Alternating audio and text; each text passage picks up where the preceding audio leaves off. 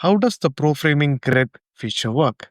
Now, there is a specific video which is part of Deep Track 4.0 where I've shown a pretty long version of sample video showing all the 9 square grids and then how the composition would change based on which grid you would like to be as part of the video or which grid your subject would needs to be as part of the overall composition of the scene. But in a pretty simple way, you're actually having 9 grids actually out there and your subject could be part of any of those 9 grids and the rest of the scene is actually your background, and that's how your framing is actually done. One thing you need to remember is that the pro framing grid is only available when the tracking is on. If you switch off the tracking, then this pro framing grid is not available. So it will only work as long as the tracking is on because it needs to track the subject so that it can actually have rest of the background scenario or rest of the frame being rearranged based on how your subject is moving. Can I control the Flow 2 Pro remotely?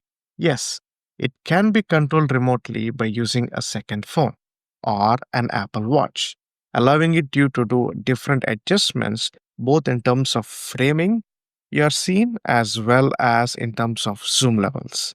These are the two things that you can easily actually control. Whatever $10-20 you are trying to save, you can actually spend it on buying some ND filters